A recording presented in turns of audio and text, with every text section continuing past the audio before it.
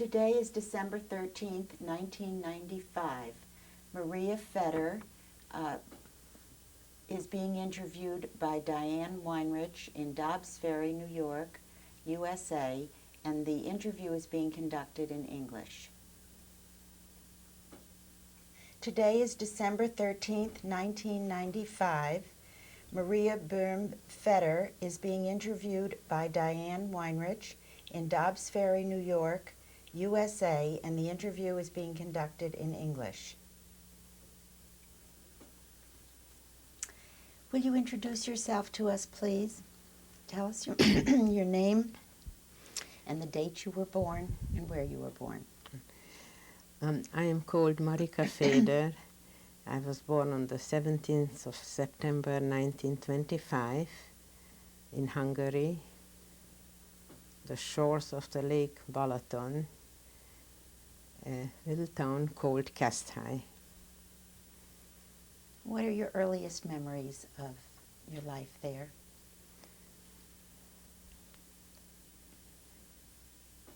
My earliest memories, I really don't know. I remember my grandfather's funeral, which was, I was 3-year-old, 4-year-old. My early memories are that of a very beautiful childhood, of a fairy tale-like childhood. My parents were the most understanding, fun parents. They spoiled me. I had this very I don't know if I can say luxurious life, because we lived in a village outside of another small town called Zalaegerszeg. The grandparents lived in Keszthely, where I was born. My mother went over to her mother's house to give me birth. But we lived in a village, tiny village with maybe a dozen houses, where my father had a mill, a big flour mill. It was on a river called Zala. Very beautiful country, a lovely house, good friends. I was the only child. Yes, and I said before, a spoiled, pampered, yeah, a Jewish Hungarian princess. Somehow I didn't realize this privilege only later.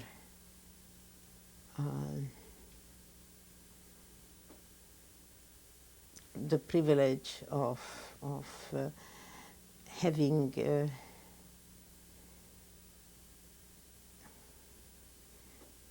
I don't know, privilege. It wasn't the word I wanted to use. I am already all emotional. I don't know how we'll continue, Diane.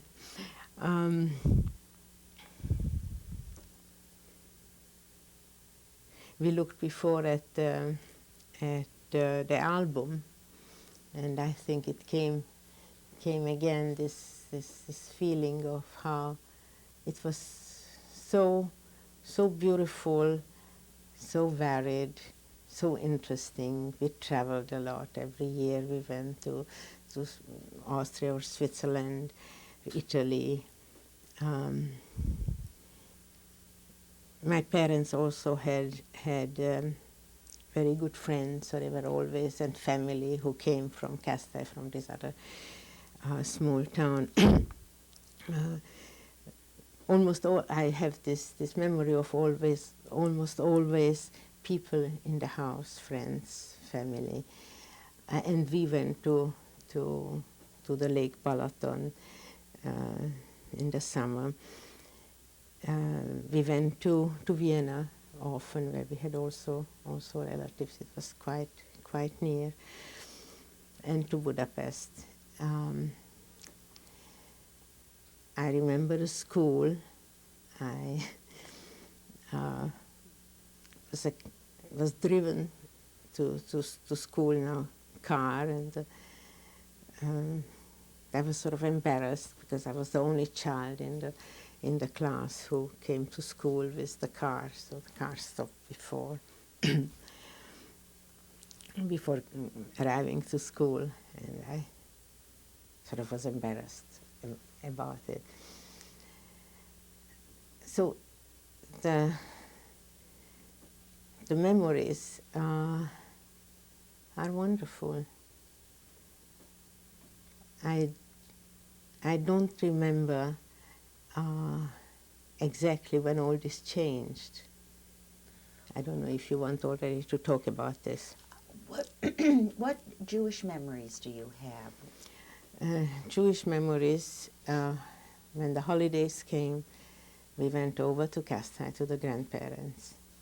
My father's parents and my mother's parents were sitting next to each other in the synagogue.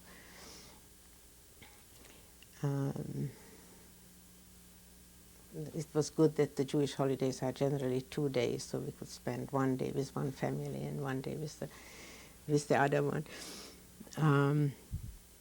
So much so that with the Seder, it was even that one year, the first evening with one grandmother, and the second evening with the other one, and the next year the opposite. So it should be real peace. Did you have a Jewish education? Yes, in those days in Hungary, religion was taught. The Catholic children had their Catholic religion lesson, and the Protestants and the Jews once a week, 1 hour, I think, if I remember well. But that was part of the public education. It was part of the compulsory. Part of the public education. In this little village that you lived in, were there other Jewish families there? No. It was, there was the horse-loving gentry family who had a little castle, and us, and Hungarian peasants. And those who worked in the mill, some of them lived. Did your mother work?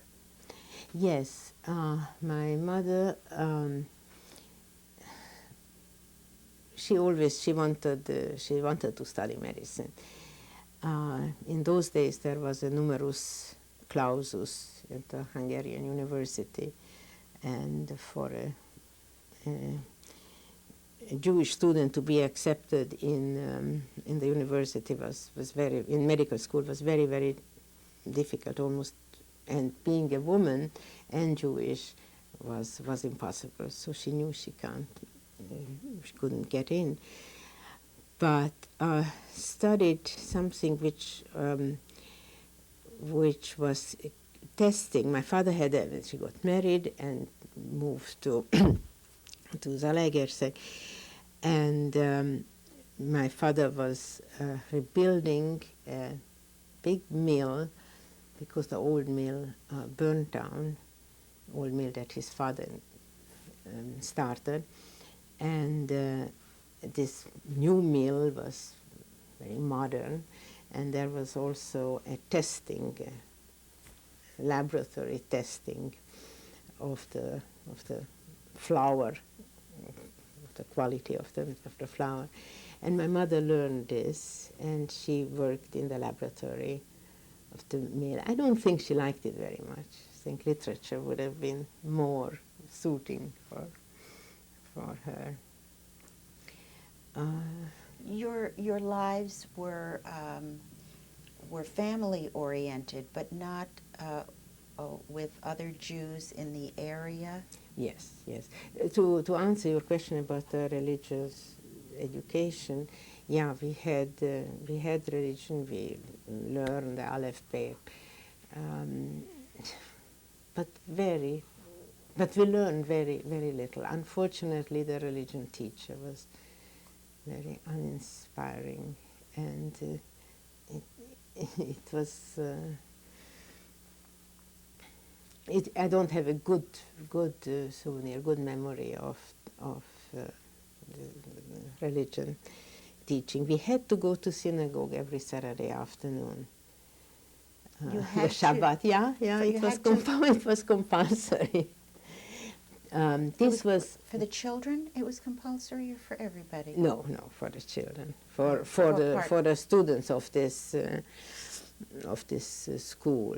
There was services Saturday afternoon, but I think we were all very interested. And the rabbi had 3 sons. One was more gorgeous than the other, and it was more a social thing. It was very not spiritual, as I wish now I would have this Jewish education. What was your secular education like? It was 4 years grammar school and 8 years it was 4 years grammar school, 4 years there was a girls school, and 4 years gymnasium. But the gymnasium was a boys' gymnasium, the high school, and girls could attend, but then had to pass an exam at the end of the year to validate. They were how is it called, private students. Mm-hmm. So and the gymnasium ended with a matura, the graduation that enabled us to go to university. What were your hopes? My hopes, I suppose, like my mother, since the age of, I don't know, 5 maybe. I used to play with dolls, doctor. I never had professional ambivalence. Many others, but not professional. I wanted to study medicine, and in those years it was, as I said before, really a dream. And when we were liberated, this was one of the first thoughts that I had, that now I can study medicine. How many languages were you speaking At home? as a teenager at home? Mostly Hungarian and German. No, this is not so, because I first had a very wonderful Austrian girl who came to live with us, and au pair. It wasn't called au pair, but it's the same system. We are still in touch. She taught me German, and actually at the table we had to speak German. Who mother, father, and I, and Lotte was her name. There was even some game that if somebody said a Hungarian word, had to pay a cent or something like this. It was, and Lotte left when I was, I think, 11-year-old, and then a girl came from France, from Lyon, who was an au pair who stayed with us, and then the whole rule was with French, to speak only French at the table. But I think this girl learned very good Hungarian with us. But also, I think I did learn French. When did you begin to realize what was happening in the German Empire? Yeah. Well, I tried to describe before this fairyland of my childhood, and I asked myself when did this change? And the earliest memory I have is 1936 or 7. That was the annexation of the Saar. It was a small territory, and I don't think politically that was such an important thing. But this was the first time that we heard on the radio, which we listened all the time, masses yelling, screaming, Deutsch ist die Saar, Deutsch ist the Saar, for hours and hours. And I remember my father, who, as later in the story, I want to tell, had this clairvoyance. He saw things, predicted things that others didn't, that others reproached him for his pessimism. And I remember with this Deutsch is the Saar, he said, this is terrible, what is happening. Everybody said, it can't happen here. And this it can't happen here was to the very, very end, but it did happen. Did your father make specific predictions or plans? Yes, but it's interesting you ask prediction and plans, because he had predictions, very prophetic. It came through. It happened, what he predicted. Did he make plans? Yes, I learned later, because we found among the papers that survived, a Canadian affidavit, a farmer's affidavit. So it seems that we got that farmer's affidavit was dated 1938. So he did think of emigrating. He got this affidavit, but then didn't do anything about it. And I remember that he talked about that we can't leave the parents. One can leave tombstones, but one cannot leave the elderly parents and just go away. Had your parents been born in Hungary? Both? Yes. And your grandparents? Yes. They had all been born in Hungary. Yeah, and they were born in Hungary. Had there been any episodes of anti-Semitism through those Before? years? Yes. I certainly didn't feel it. I don't have any recollection of in school or with friends. No, we had. You asked before if we had Jewish friends. If we had non-Jewish friends, yes. The closest friends, there were three families in the small town. The town had 12,000 inhabitants, and we lived not in the town, but in this little village outside the town. But our friends were all from Zalaegerszeg. There were these three families, the pharmacist, one was a pharmacist, one a dentist, and my father who had the mill. And all three families had one daughter. And we three girls were very, very close friends, so were the wives and the husbands. We met almost every day. And it was quite near, and we all had bikes, and we visited each other and spent so much time. I sometimes wonder now that what happened to these friendships. we never have time now to really, this daily getting together. And what did you do? Whom did you speak with? What did you eat? Bought a new hat? It was very nice, and it was also this wonderful three families.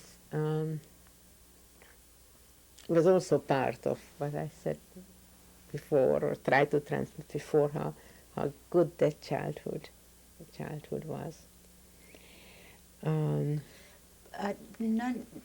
Neither of your grandparents nor your parents had ever experienced any kind of anti-Semitism? Except this numerus clausus at the university.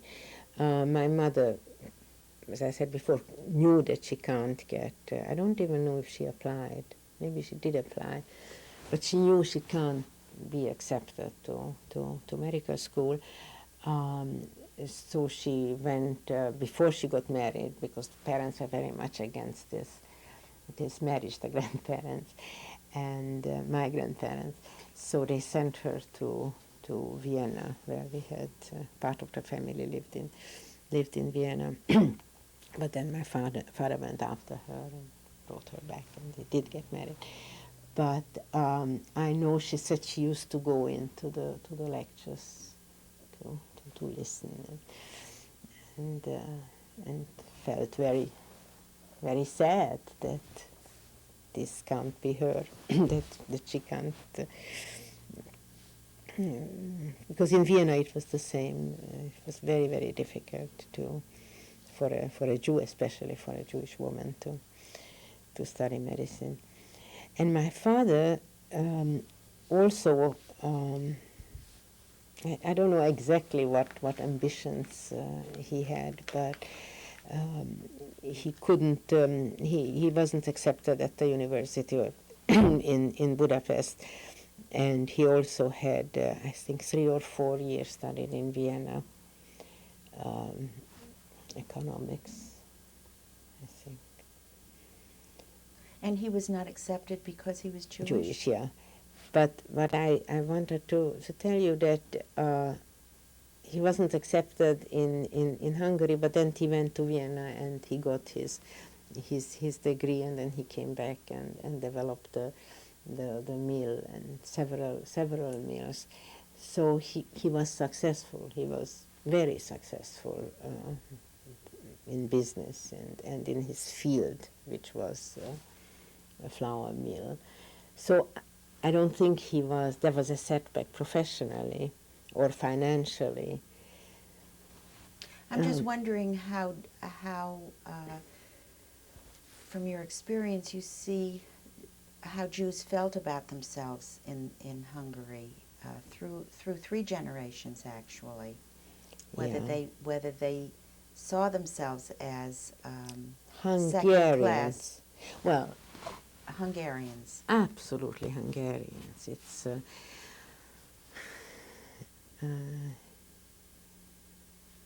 the assimilation was really it was the years between the 2 wars, or beginning after the First World War, where my father was I think a lieutenant in the Hungarian army, Austro-Hungarian army. He got the medals. He got the medals. Didn't change their names. Many of our friends changed their names, into Hungarian names. What was the thinking behind that? To be really Hungarian.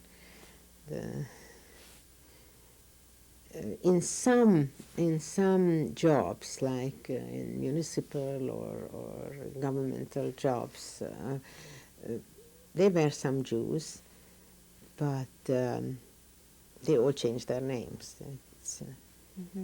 So the primary source of allegiance was to Hungary.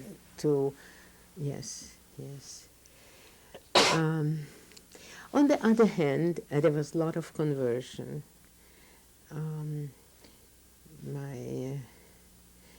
It's interesting. My mother's younger brother converted. My mother's brother converted to Catholicism, and now when I think of it, how strange that it was so accepted that my grandmother, who was certainly raised in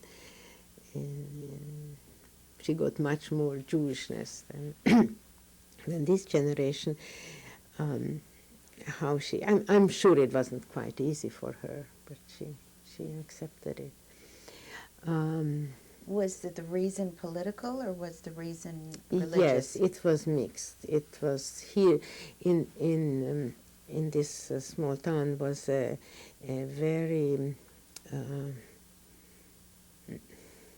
important influence from an order, a Catholic order.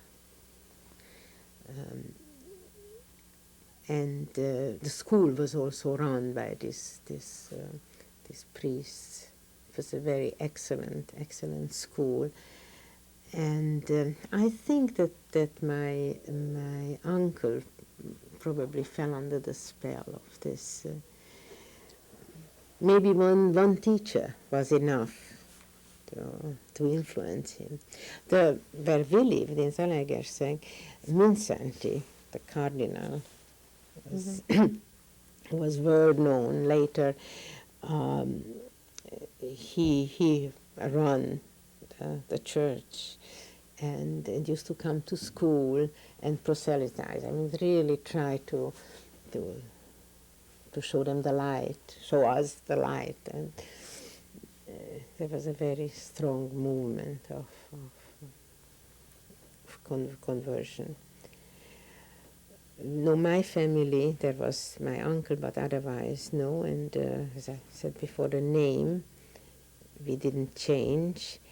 My mother was very interested in Zionism.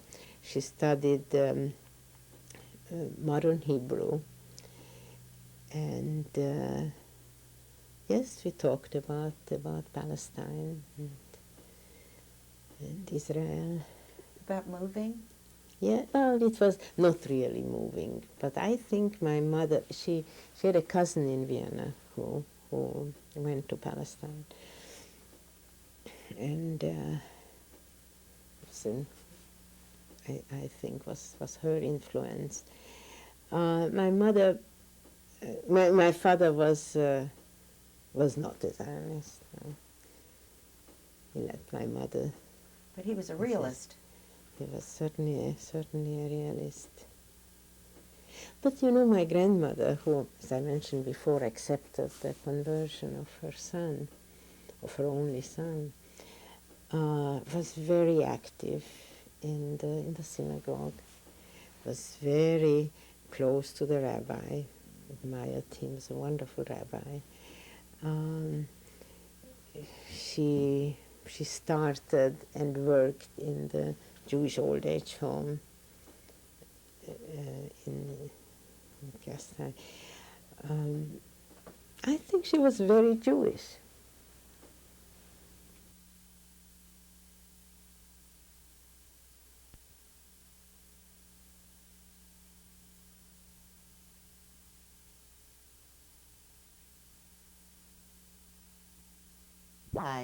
The survivor being interviewed is Marika Feder.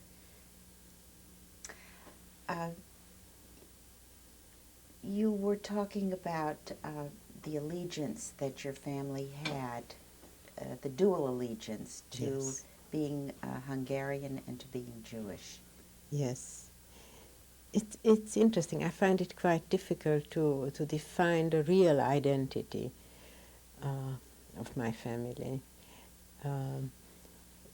because there was this almost pride of being Hungarian, and certainly the love for Hungary, the literature, the music. So, in those years, there was a very lively intellectual life, especially in Budapest. yeah, less in where we lived. It was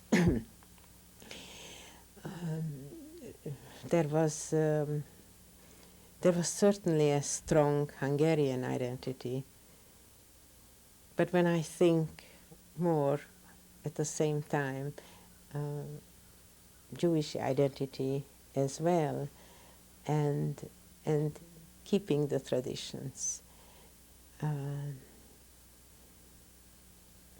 having the pride of being Jewish. Were your parents politically minded? Yes, and very. It was a wonderful marriage from my parents, but they certainly didn't agree politically. They saw the world different politically. My father was a capitalist and believed in the capitalist system. My mother, she marched in 1919 at the Kun Béla revolution. After the First World War, there was this very short period of communist government in Hungary, and my mother was quite enthusiastic. I don't know if she marched. She probably didn't march. It was an exaggeration, but she was much more her ideas to the left than my father, and they used to tease each other about their political convictions. Do you remember them becoming involved in the political situation as it grew? The joining with the Germans early on. Well, there was the not being really involved, but living in fear, following very closely what's happening in Germany. But the real change, and when I think I really, as a 13-year-old girl, really understood the first time was the March 1938 Anschluss, when Austria was occupied by Hitler. And I know that I lived from then on with fear. Every night before falling asleep, I had this image of being shot, standing at a wall, being shot. We were glued to the radio. We listened from morning to night. Ein Volk, ein Land, ein Führer. One country, one people, one Führer. The Austrians, our neighbors. We lived a few hours away from Austria. My father saying, that's the beginning of the end. We are next. But there he was, maybe the next was Czechoslovakia, and then all the rest. But at this point in March 1938, this childhood I described was finished. It was worry, fear, nightmares. And it's interesting that I see this, I remember this so clearly. And I spoke to so many Hungarian survivors who said that my life changed in 1940 or 1944. Not everybody felt this near. Excuse me, was there a change for you in school? No. There was no change in school. There was no change in the everyday life, in work, in vacations. There was no change. There are pictures. We went to the Dolomites in northern Italy in August 1939. Wonderful trip. Went to Venice on the way back, and it's I remember it is something very. But in Italy we saw the signs on the wall, Viva Mussolini, and my father, I remember, said that's Hitler, Mussolini, and the next is us. And there was no change in your father's business? Yes, that came later, yes, very much so.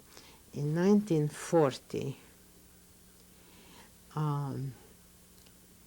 the Hungarian politics changed in a way that I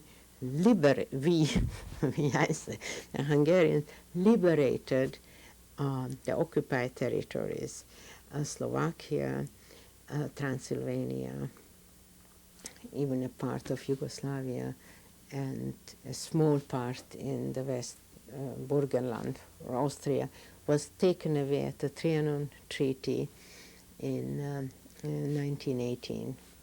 And in 1940, these territories came back to Hungary. We freed them, we liberated them. I come back to this subject later. And at that time, Jewish laws came out. There was a change. There was a change every day. Something happened. And one day, a law came out that a Jew cannot own a mill. And my father had to leave. It was very dramatic.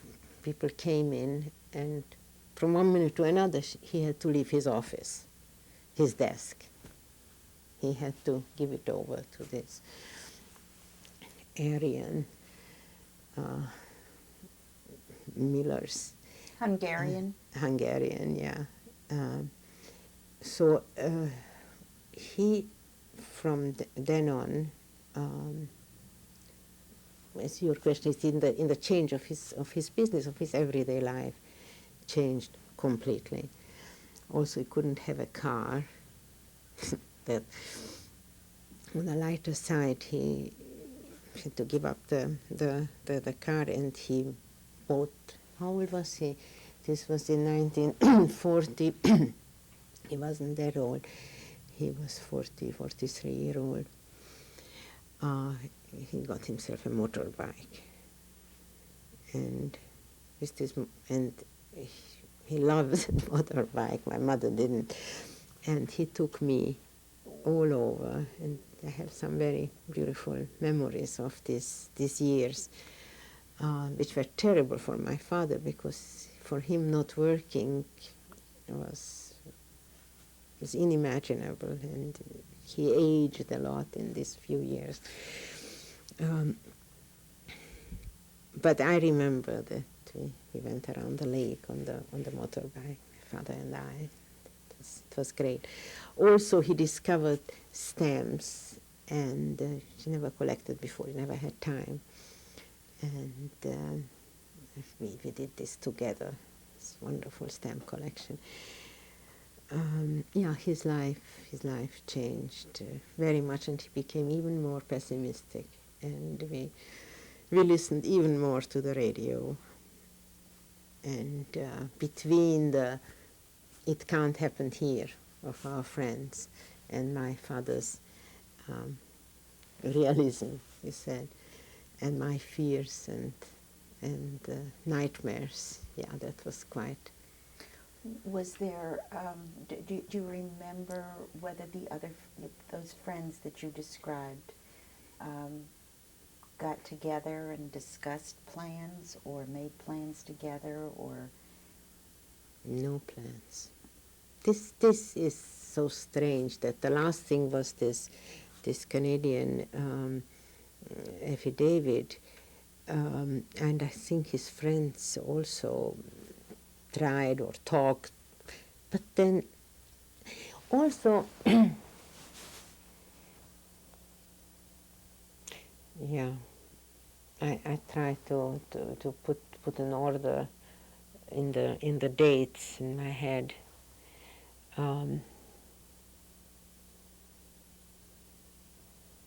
No, there were no plans. Were there To meetings in the get away. synagogue? Any meetings held at the synagogue to discuss how to protect yourselves? No, Or not that I know or not that I remember. No, I think I would remember, but I don't know there.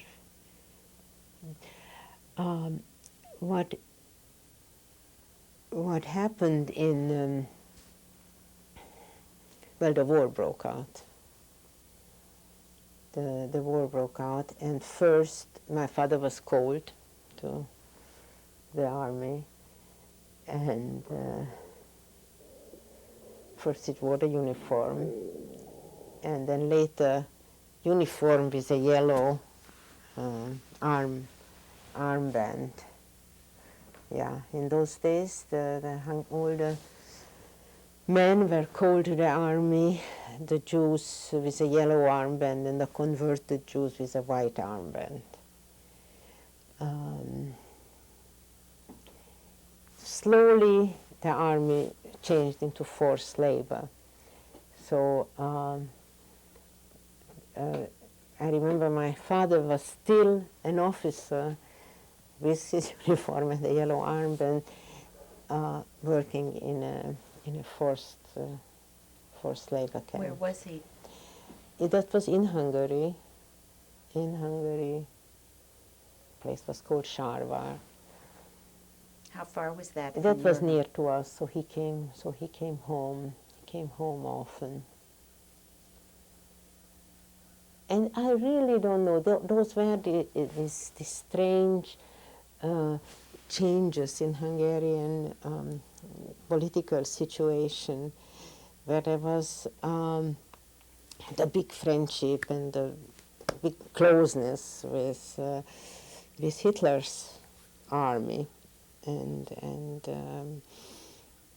then a slight hesitation from the Hungarian government, and there were a few years where it seemed a little bit easier. The Jewish laws that came out one after the other somehow stopped, and there was an air of optimism.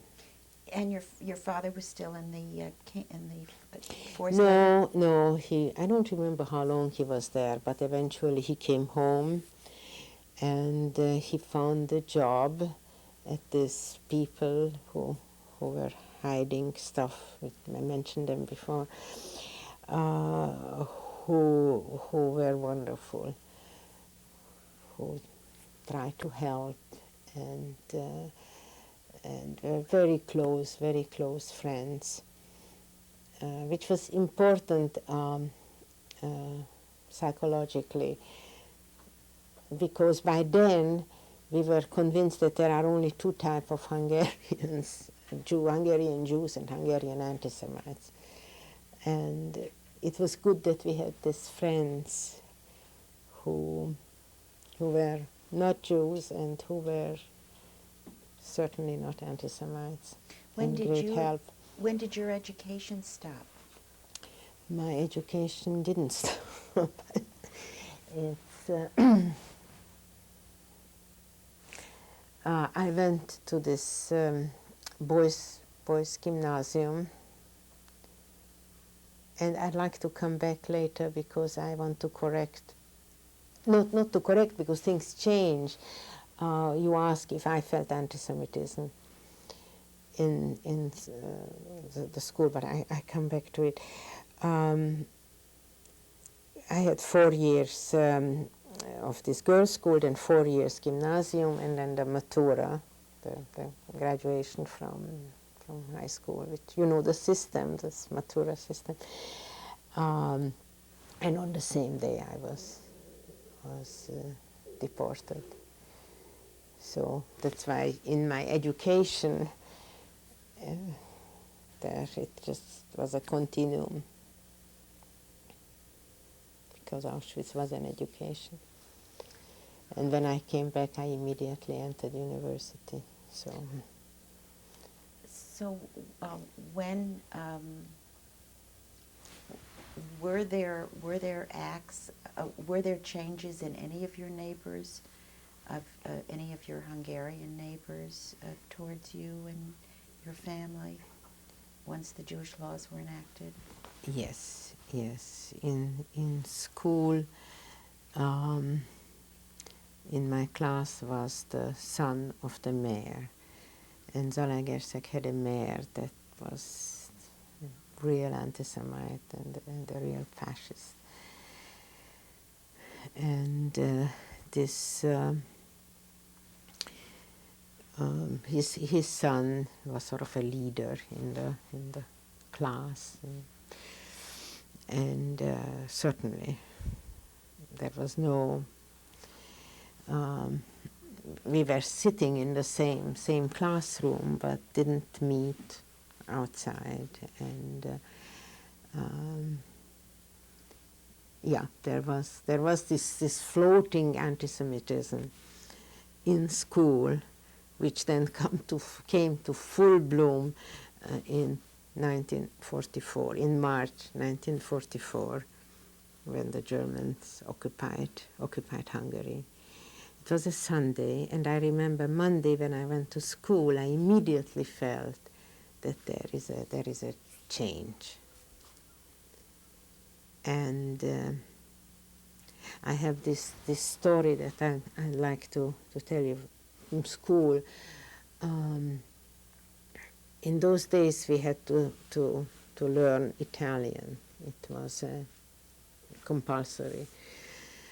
To learn German, second language, Italian, third language. And there was this new Italian teacher, a Hungarian, taught Italian. And he was teaching the national anthem, the Italian fascist national anthem, the Giovinezza. And let's sing the Giovinezza, and we all got up. And he looks at me and he said, "Boehm, you have to sit down. A Jew cannot sing the Giovinezza." So I didn't sing. I sat down, didn't sing the Giovinezza. Afterwards, he came to me in the intermission and said, "You know, looking at you, it's a pity that you have to die." Just like this. I said, why do you say this? He said, "Well, you know, now that the Germans occupied our country, they don't want a Jew alive. And it's a sorry. It's a pity."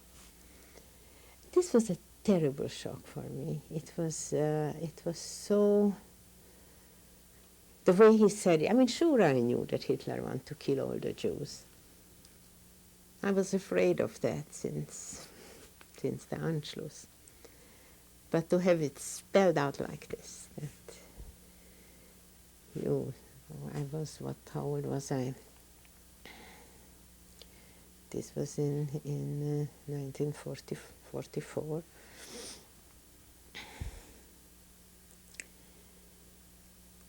Yeah, well, if you don't insist on the chronology, I just tell you that after the war, I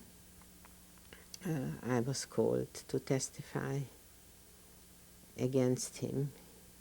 He was in jail, and I didn't go. I was thinking about it. How come? How to explain that? I think that at that time he was very sick, and he was in jail, very poor. I suppose there was no feeling of vengeance. Or maybe I just, at that time, wanted to get on with my life and think of the future and not of the past, and maybe I just closed up. But my wonderful French teacher never forgave me. He later became the director of the school and of the educational system, and he was a good friend, and he really thought that this was cowardice and that I don't do my duty. I don't know. So life changed, really changed, on the 19th of March, 1944. I love the Sundays. This French teacher I just mentioned came every Sunday morning to give French lesson. And I loved it. He was a marvelous teacher and a very, very cultured man. And I loved this Sunday morning French lesson. We also knew that he was a communist, and certainly not an anti-Semite. And we used to have this very interesting French lesson with him, and afterwards he stayed for a liqueur, for a little drink, and discussed with my parents the political situation. And it was just a nice moment. This Sunday morning, friends came over generally. And this Sunday, I woke up, and as usual, the first thing in the morning is, maybe before we start to brush my teeth, is to put on the radio. And there was Beethoven. There was Beethoven's Fifth Symphony. And finished, started again. And there was nothing else on the radio. And I don't remember, my parents came in and we all rushed out in front of the house, and we saw the sky covered, absolutely covered with airplanes. And my father said, "We are occupied." No. I remember that I looked up and I saw all these planes, and I thought, it's the Americans. And how wonderful.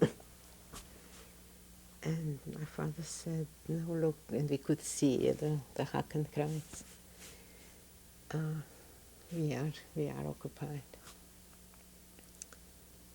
And my French teacher came, not to give me a French lesson, but to offer his help. And our friends, where my father worked, came and offered to hide us, especially the women, and my mother and I and our friends. I think it was more dangerous To hide a man, and but they offered their help, and we discussed what to do. And the question was, should we join the partisans? Because the partisans, he lived on the border, 23 kilometers from the Yugoslav border, and we knew there are partisans. And I remember I was so frightened. I just couldn't see myself with a gun in a guerrilla warfare. But I also was terribly afraid to stay here and it's. But one of our friends said, "But that's the only thing to do, to fight," and then back and forth. And I remember my mother packing up the valuables and giving it to these friends, where they still, who buried it, where they still are today. I told you the story before. I don't know, that Sunday we felt that's the end of our world, the end of our life. And next morning I went to school and it changed.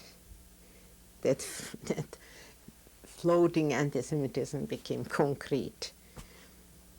In what specific ways? Well, they talked about how wonderful it is that Germany, they didn't speak so much about occupation as to work now, being now together with our great allies and the glory of the Axis, you know, the Axis that eventually went from Tokyo, Italy, Germany. That we are part of this marvelous adventure of the new world, of the new Europe. No, it was great. They were rejoicing. I suppose maybe not everybody, but these were 17, 18-year-old young adults. No, there was no doubt that they welcomed very much with open arms the Germans. The German army, yeah. And then bring in very soon, I think it was maybe the next day, bring into radio to the police. Jew cannot have a radio. Your grandparents Lived in Kasthai. They lived 50 kilometers away from us. You said that one had died when you were very young. Yeah, so you had I three had two grandparents. grandmothers and your grandfather is still alive. Yeah, yeah. Well, naturally, we called them, and we had one of my uncles was in Budapest. We called and insisted that he should take the first train and come back, because it will be safer in the country. There, my father certainly wasn't right. He maybe could have survived if he stays in Budapest. Yeah, the grandparents joined us later. They came to the ghetto with us.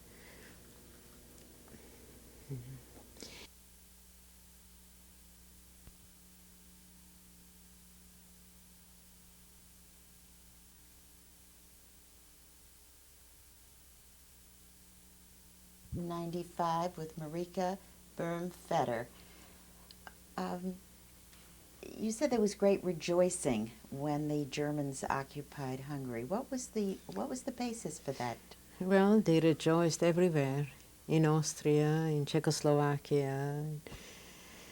It's they were our big brothers,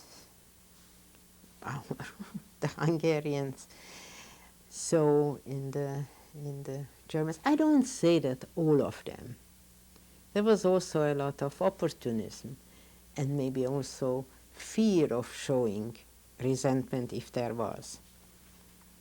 Excuse me. Were there people who surprised you at their the turnaround? Oh yes, in school, my classmates. Oh yes, they definitely behaved differently. Not everyone. There was my poet. There was this young man who was, many of the books you see here, he was hiding for me. He came also to us and said, how can I help?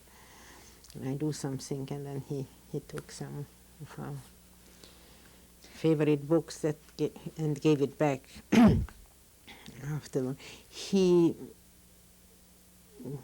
By the way, he wrote a poem later about me, but thinking that I am dead. So my dead love that won a great prize, and he became a very well-known poet. And I just heard that he got, I think last year, the Soros Prize of Hungarian poetry.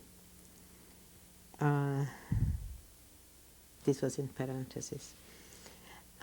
He and there was another schoolmate who later became a priest, who were very decent. What do you mean later became your priest? A priest, not Oh, mine. a priest. Not my priest, I'm my sorry, I poet, not my priest. I misunderstood. Yeah. Oh, so what were the events then after the occupation in your family? To join the partisans was rejected. Was rejected. And to go into hiding was rejected? It was rejected also. Yeah, it's interesting that my father suggested at one point that that mother and I accept this offer from the friends to hide us. But we certainly didn't want to to separate.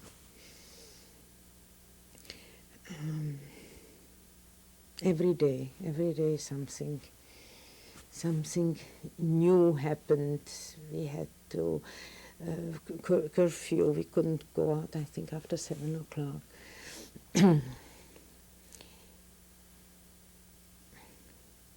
It was fear.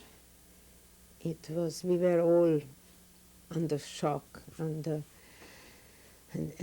terrible fear of what will happen. We heard that in another city, not very far from us, the Jews had to leave their homes and go to a ghetto. But we always had an excuse that they did this because this city is on the border, or this city is an industrial place, or I don't know what. There was always some excuse that we felt that it happens elsewhere, but it won't happen here.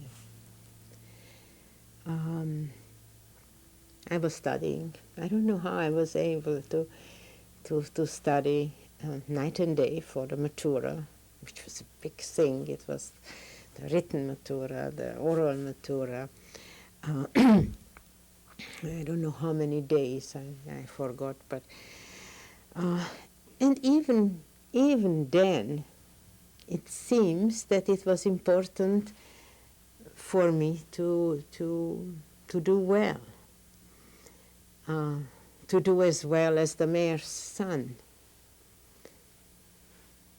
To do well because maybe I will go to further studies sometime, somewhere. I don't know, now I find it very hard to imagine that with all what was going on, I was sitting there with my Latin text and writing my thesis on the story of the Hungarian crown, I think. And then came the Matura, and I passed with flying colors, and I came home from school, not on the bike anymore because I had to give up the bike. Came home, told my parents that I had this success. And my father answered, "Who cares?" And I remember it was so terrible. How come he was the one who always wanted me to study and care? So I remember tears in my eyes, and I said, "Why do you say that?" And he said, "We have to go to the ghetto." from Matura, I was still in my uniform with the braids. It was this Hungarian costume that we had to wear with the yellow star. Oh, I didn't mention that in the meantime the yellow star came on. And sure, who cares about my Matura? Yeah, the yellow star. It's interesting how this was not such a terrible shock. We wore that yellow star because this was so many things happened already before. Sure, we are Jewish, sure, and in this small town, everybody knew that we were Jewish. So we wear the yellow star. It was not. I heard many times this terrible, humiliating feeling that people had when they have to sew on their breast the yellow star. Yeah, the news was we have to go to the ghetto, empty our house, and all that right away. My memory is very vague about how we did it, what did we do with all our stuff. I know we gave to our friends, we gave to some others, or those who worked in the mill, for instance, things to hide. Things to hide that we never got back, because the saying was because then after the war the Russians took everything. But there then, in March 1944, we were getting ready to go to the ghetto, and gave away things we thought are important. I have this image of, I don't remember, I think a car or some truck or something came and took some furniture. I don't know what happened with the other furniture, because I have this image that with my cousin, who also lived there in this village, whose father was the partner of my father in the mill. With my cousin, we went into the house, which was empty. Here and there, a big piece of furniture, but otherwise it was completely empty. And we went to the kitchen, and on the kitchen counter were rolls, fresh rolls, and a bucket of sour cream. We had this system that the baker delivered every morning rolls to put in front of the door. And we were surprised that he delivered even today, the day we went to the ghetto. And the rolls were so fresh. And I remember we broke it and took out the middle and poured in some sour cream and ate this, which was so good, and which so many years after, and my cousin told me she has the same feeling every time, a fresh roll with sour cream. It's probably the best thing one can eat. Where was the ghetto? The ghetto was in the middle of the city. What was the name of the city? Zalaegerszeg, the city we lived. I don't know how many we were there. When later everybody from the county came, it was around 800, I think. I'm not sure, and I couldn't find anywhere. I was looking for. We got the house from an old lawyer who lived there with his wife, the two of them. Every family occupied a room. We were 5 families, and this is without those who came later. First, the idea was that that a family occupies a room, then we saw this wasn't possible. And then the system was that in one room the children live, and in one room the men, and in another room the women. Every square inch was occupied. We were there with our friends, which I think made it somewhat easier. And then my family came from Kasthai.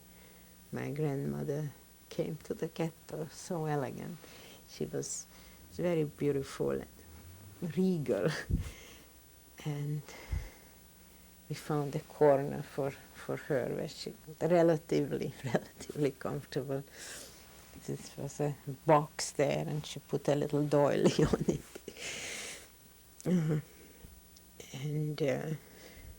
And my other grandparents and my other grandmother, who immediately went to the kitchen asking what she can do.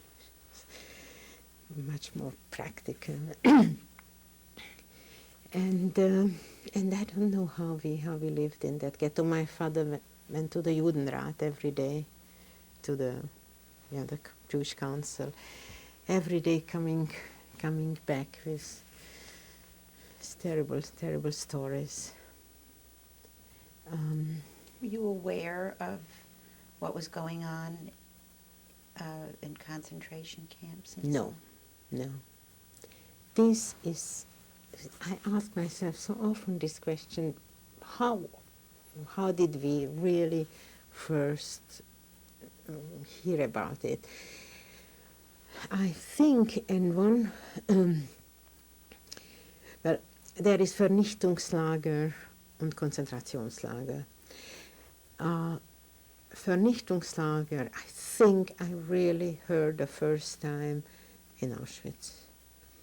But Konzentrationslager, I heard from a group of Polish refugees. This was in 1940, 41 maybe.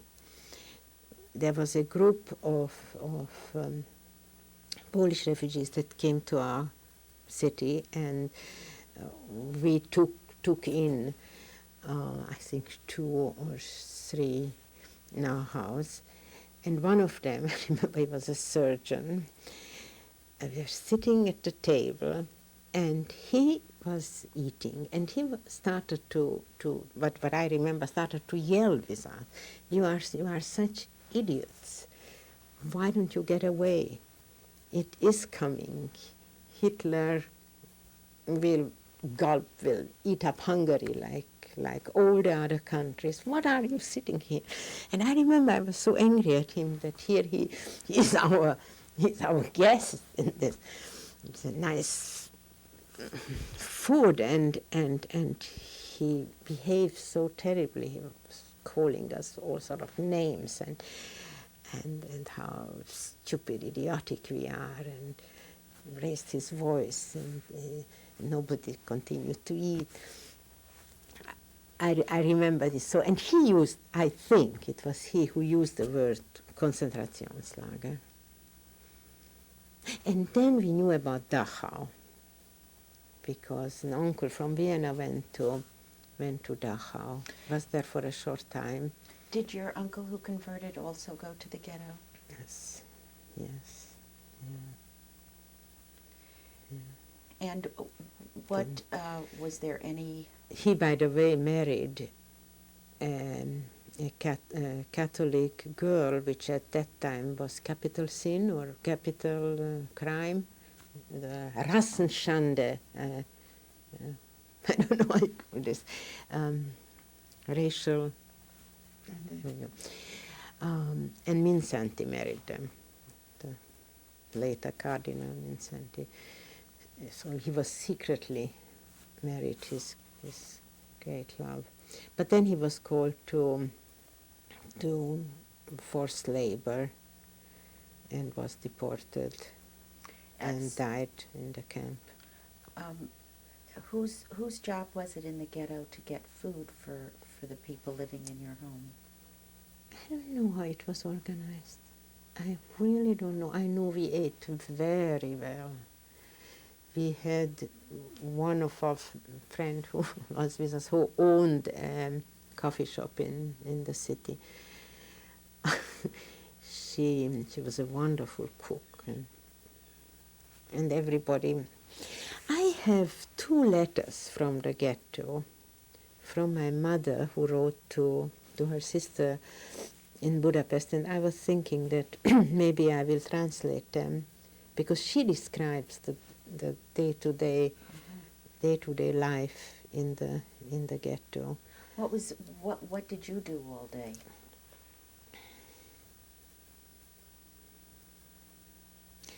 Well, there was a little bit of a romance, not with my boyfriend, who at that time was in forced labor, and anyhow my boyfriend did not live in the same city. But there was a very dear, good friend who was in forced labor camps, and his father figured out that he could get him out. He was one of the very rich people in the city, and I don't know how he got to the forced labor organization. He figured out that if his son can prove that he is sick, they let him go. And the story was that he bribed the laboratory worker to produce a certificate that he has leukemia. And he did come home, and we said, oh, how clever his father is to have this trick. Except he really had leukemia, and which he didn't know. And I remember when I learned it, and by that time he was also terribly pale and weak and sick. And so I spent a lot of time with him, pretending that he has a false certificate of leukemia. How long was your family in the ghetto? How long were we in the ghetto? This I have the dates. Or it's not important to. Oh, I shouldn't get up. Sorry. We went to the ghetto, I think, the 27th of April, and we were deported to the brick factory. We were taken to the brick factory, I think, on the 1st of July. Your entire family? My entire family, yeah. Now, yeah. where was this brick factory?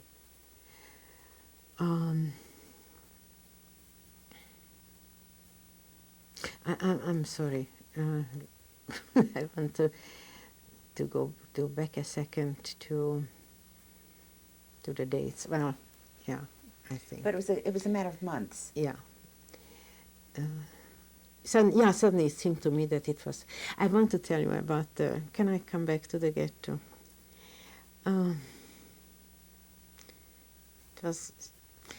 It got worse and worse because we were friends and family, but there were conflicts, and there was only one. We called it C, not WC, because the water didn't run; it broke. So the sea, so many people and one sea, so we had buckets.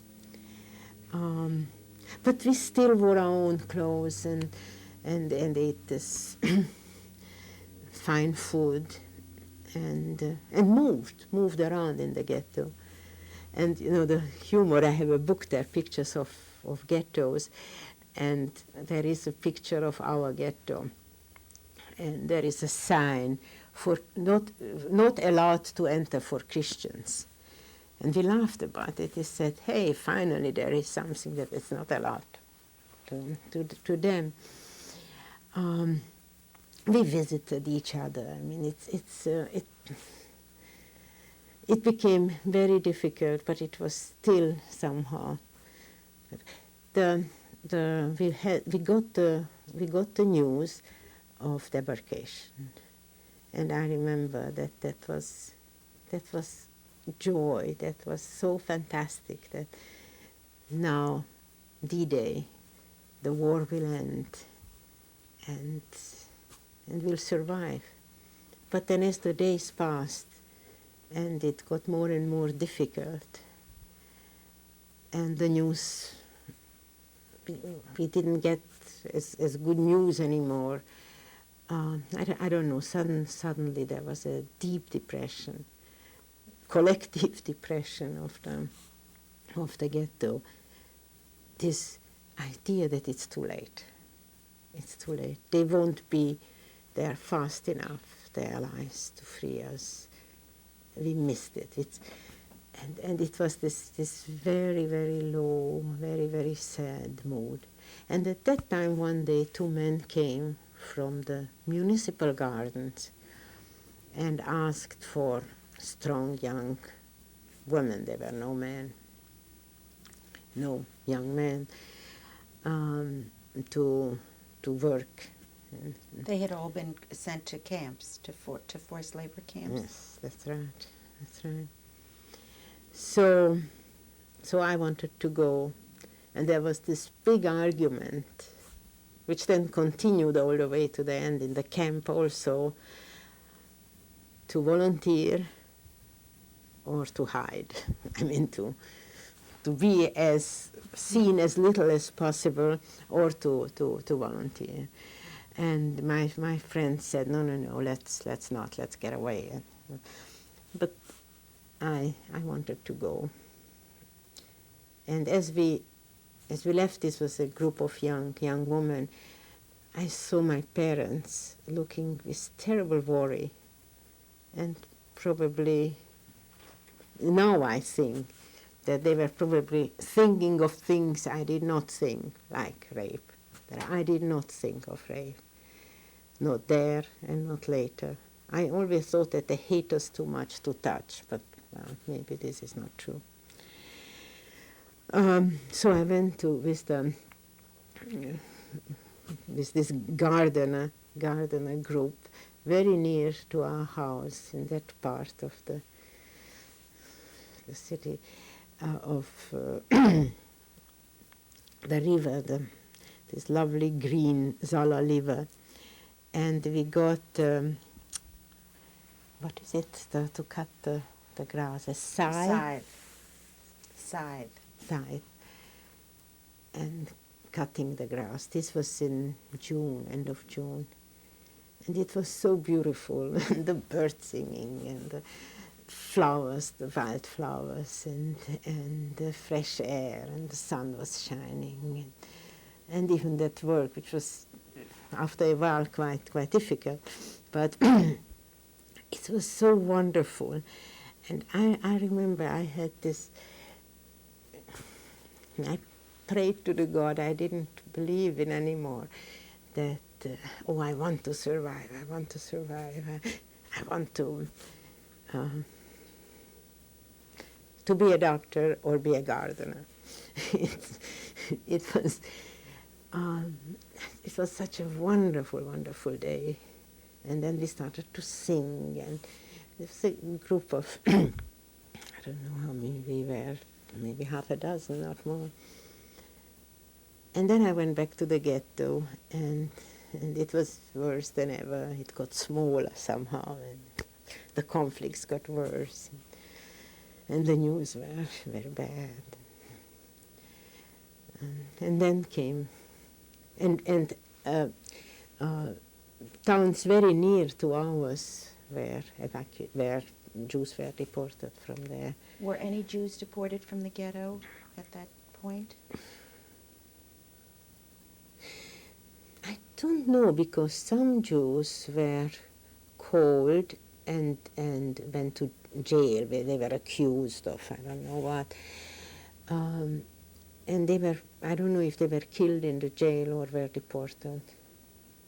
Probably they were deported. But your two grandmothers, my family, your grandfather? No, we were all together in the ghetto until the 1st of, I think it was the 1st of July, where I remember my father came home from the Jewish Council and said that it happened. We are next. One of the last ones, one of the very last ones, as we learn later, of the Hungarian transports. So again, you can take along what you can carry, and everything else should stay here. Where did you think you were going? Concentration camp. By that time, the word concentration camp. Did you know But- which one? Oh, no idea. And concentration can be imagined is a place where Jews are assembled and that's not the word, and work. Had no idea of gas chambers and crematoria. That I'm sure that the word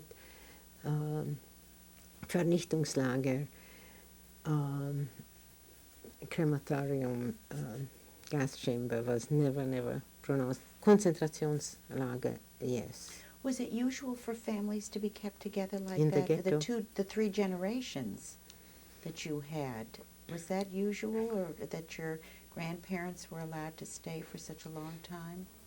Well, it was just all the Jews from Kastai came together with all the Jews from Zalaegerszeg in the ghetto.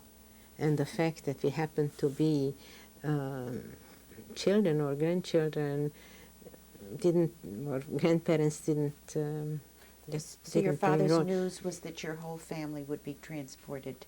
The whole ghetto the will whole be, ghetto. that the ghetto will be. Oh, I'm sorry, when he said we are next, he meant the ghetto. I see. Everybody in the ghetto. I see. Everybody. And how, It's interesting because from the whole ghetto, only one person escaped.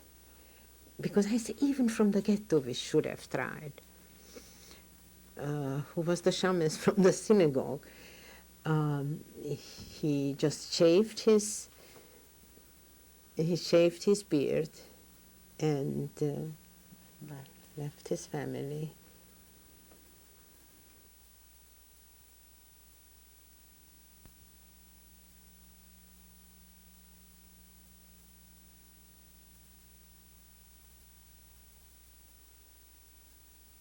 in 1995, Marika Boehm Shoah is being interviewed.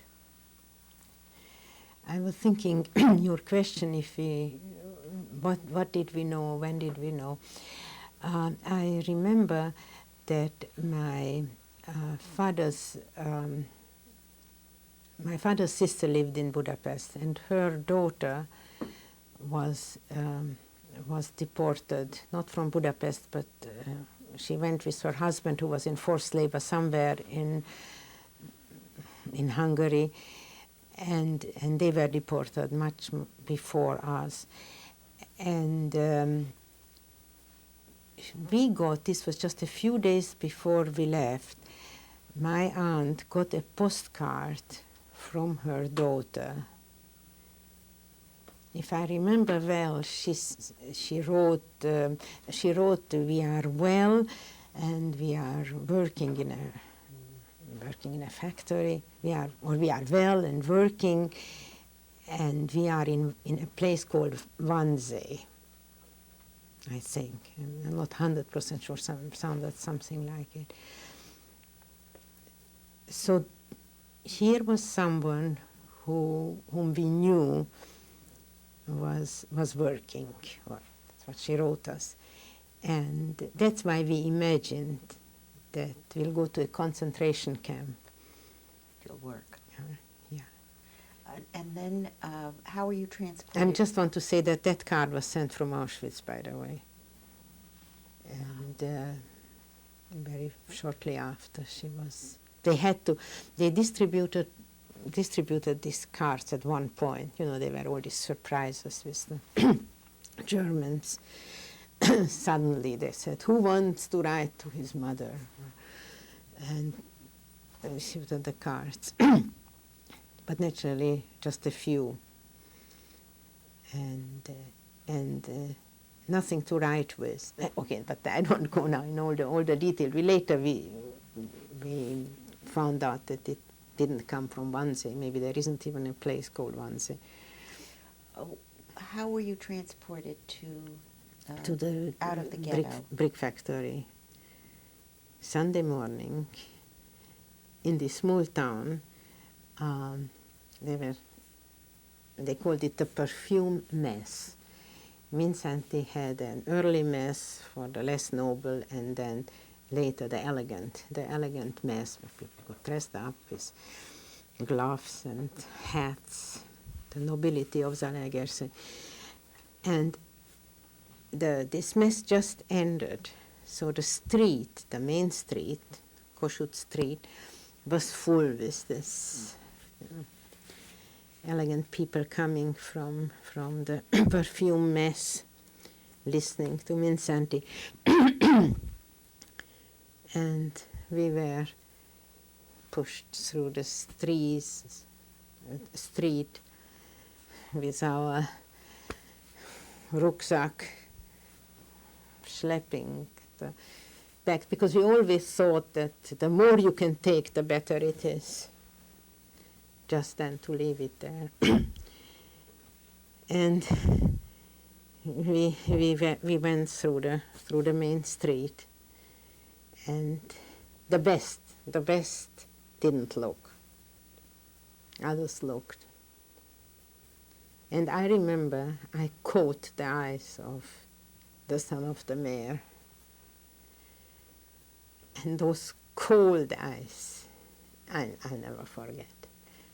I mean, we were in the same school, in the same class, in the same dancing school.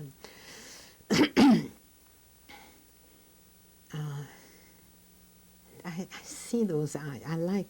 I think I liked him. He was very interesting. Before, very brilliant young man. And those cold eyes, seeing us. No, it's getting out of the ghetto and arriving to the Zigelei, the brick factory,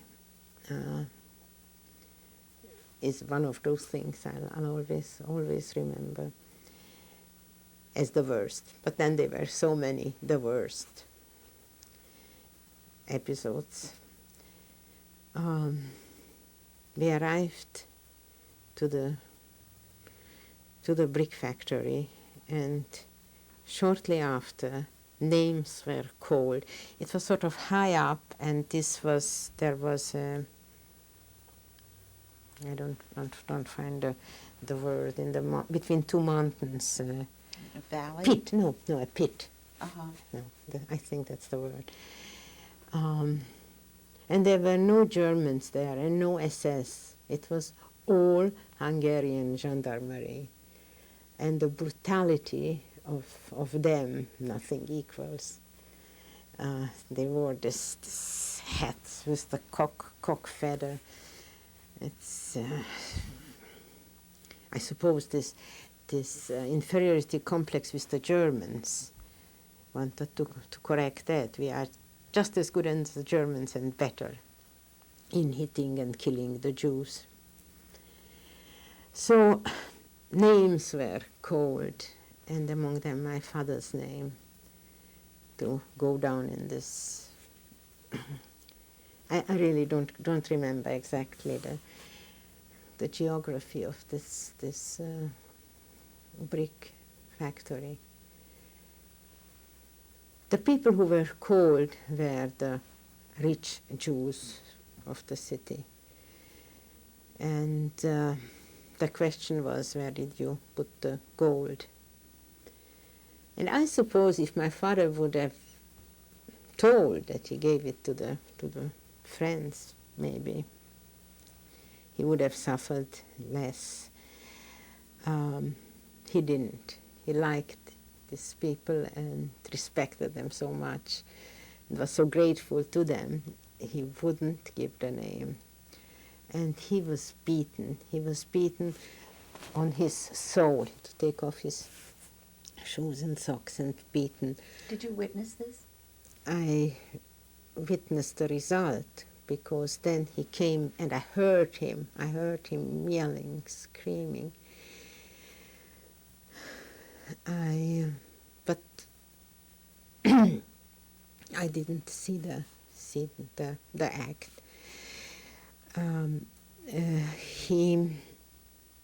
I don't know how long it lasted. He crawled back on his belly, on his floor, and we were, I don't know why I remember, we were sort of higher up with my grandmother, his mother, and all the others. And blood was just coming from everywhere. And he didn't have his pants on. He was black. He wore black pants, which was huge hematoma on his sole, on his buttocks. It was just, and he wanted water. I don't remember. I know at one point he was quiet, didn't move, and I said he died. But no, he maybe fell asleep. And then my friend, who was also with us in the ghetto, the girl who also was converted,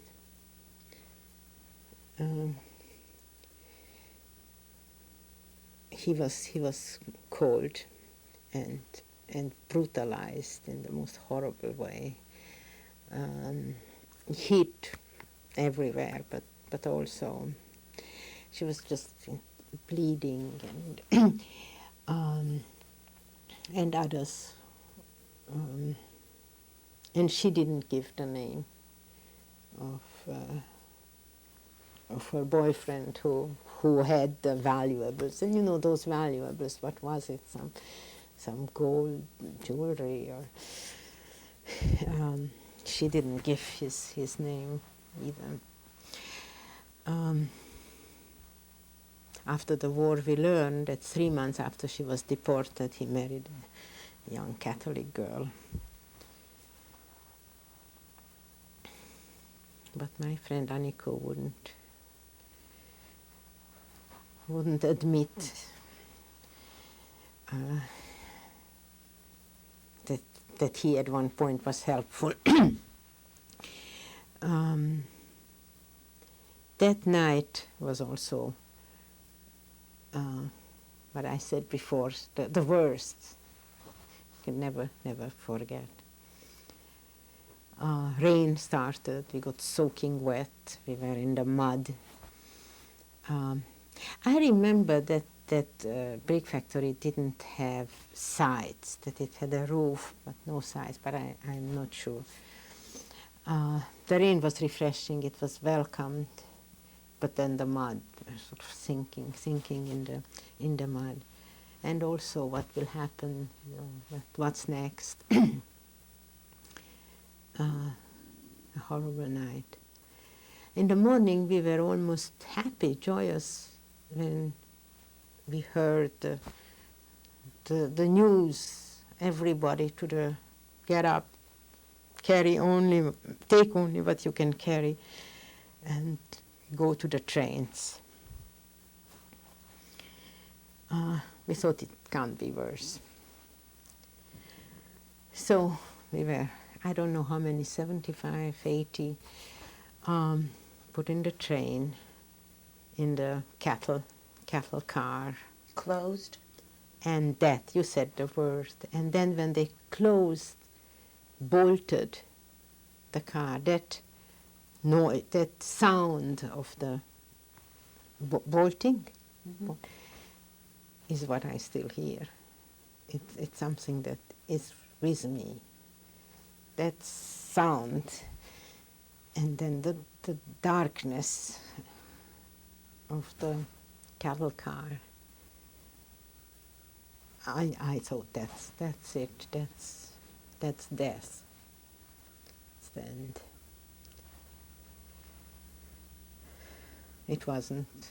They opened another little door and put in 2 buckets, closed the door again. And I don't know why we were convinced that we are going west to a concentrationslager, worklager. And at the beginning it was relatively calm. I mean, terrible lack of space. I mean, one was sitting on the other, and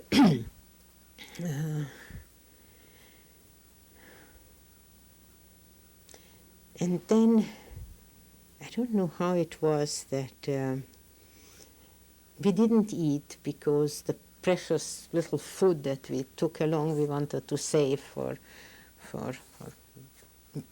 the future. Terribly thirsty, and 1 bucket was water, but everybody tried to get there and get a drop or a gulp of water. So slowly, I think maybe already the first night or the second day, craziness started. I mean, this is such a terrible, terrible memory, such a terrible picture I have, that my grandfather, this lovely, lovely old gentleman, started to sing on the top of his voice, Es wird ein Wein geben und wir werden nimmer leben. There will be a wine, but we won't be. I don't know if it's a song. I think it is, but I never heard it before nor after. But I asked someone who knows, said yes, that is a song. There will be a wine, but I won't be alive. I won't be at the top of his voice. And then he was urinating on us in front of everybody. And then my father yelled at my mother, give place to Apush. Called him Apush. And I said, how can my father be so unjust? He sees there is no place. There is simply no space. There is where she could move. There is no place for no other place for grandfather than this. Where he was sitting between my father and the grandmother. It was just so. How could he yell like this at my mother? Well, it lasted only a few minutes, and then they were sitting there hand in hand. And he had this horrible pain on his buttocks. He was moving around trying to find a position less painful. And he still had all over blood. And no, it was terrible. I was sitting there with my little nephew whom I loved, and I don't know, he was 13-year-old in Auschwitz, because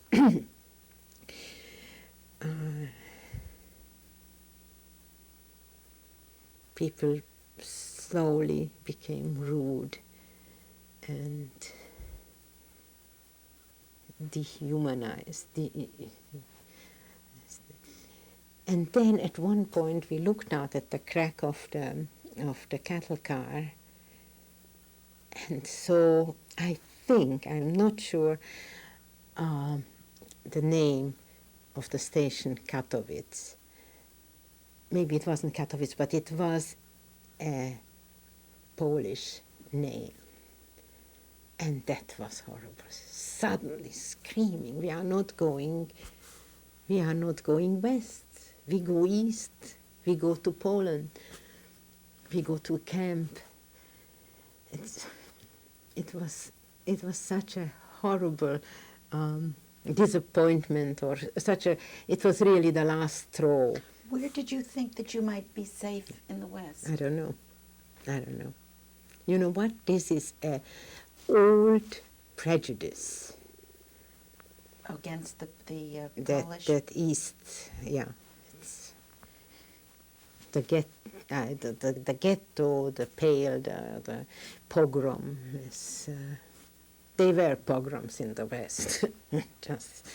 But I think it's interesting that you ask, and I think that's or also other things. It's this Polish doctor whom I talked before, who talked about camps in Poland. But they were also, Dachau was there, and I think we knew about Dachau. How long was this train ride? I think it was 3 days, 2 nights, and we arrived the 3rd night. Because suddenly, through the cracks again, we saw electric light, and the train slowed down, and then stopped with a screeching noise, and then the door opened.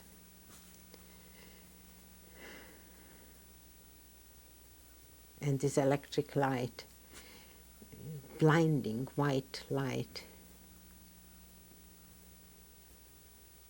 And we said, air, and pushed towards the terrible stench, terrible smell of the cattle car, to breathe. But the summer breeze, because it was a nice breezy night, summer night, brought a new smell. What was that like? And it was like nothing ever smelled before, the way I remember. I know others said that they said that it's a forest fire, because then we also saw the huge flames, huge, to the sky, to the black sky, these red and yellow flames. Others say that it smelled like burnt skin, but how do I know how burnt skin smells? I just smelled the way I remember it now, very nauseating smell, even a little bit sweet, but mostly nauseating, burning smell. Did you know the name of the place that you Never heard Auschwitz, never heard the name Auschwitz, but the sign, so when we arrived to Auschwitz, there was first the station sign, Auschwitz, and then a little further, Auschwitz-Birkenau. I don't remember having seen the Arbeit macht frei. I think that was later. Yeah. And what happened when you disembarked from the cattle cart? Well, first 2 men, young men in striped pajamas and matching caps, jumped in and picked up through the arm pit a body and threw him out, and then the 2 of them non-stop threw out the prisoners, us, and then was a little bit more place in the cattle car. So I remember I jumped out myself, and others who could move better jumped out, and so there was, and they at that point only grabbed old ones, or the old one after the other, and screaming, and talking in German, but a German I didn't understand. And I remember I asked my mother, what dialect is it? I thought it's... So my mother said, that's Yiddish. And I said, why would German speak Yiddish? I was completely bewildered. What is this? What crazy comedy is played with us? Why would Yiddish-speaking Germans hit us, throw us with such... what was the purpose? Why do they do this? What will happen to us? And I remember I kept asking again, are you sure that this is Yiddish? And then the grandmother, yes, this is Yiddish. So if it's Yiddish, they are maybe Jews. They must be Jews. And this was one of the terrible things to realize that it can happen. Happened to Rabin. One Jew against the other. It's unacceptable. It was just... And they used, I didn't understand what they said, but certain words,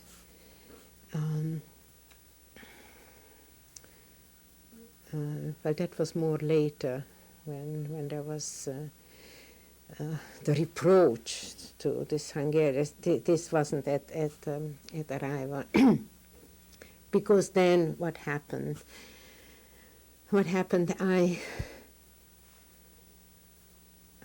I don't know where. I didn't see, and I don't know how it was with the grandmothers and the others from the wagon, from the cattle car. We were 18. The family was 18 people, and it was mother, my aunt, and myself who survived. And who were there at this moment in Auschwitz. Do you remember the selection process? Yes. There were the SS standing there. I don't know, even today, after all those years, I couldn't find out if it was Mengele or not. I think it was Mengele. But I am not sure. I see his shiny boots and sparkling white gloves and a leash on his hand and a dog. There were several SS, several dogs at that point running towards the bodies.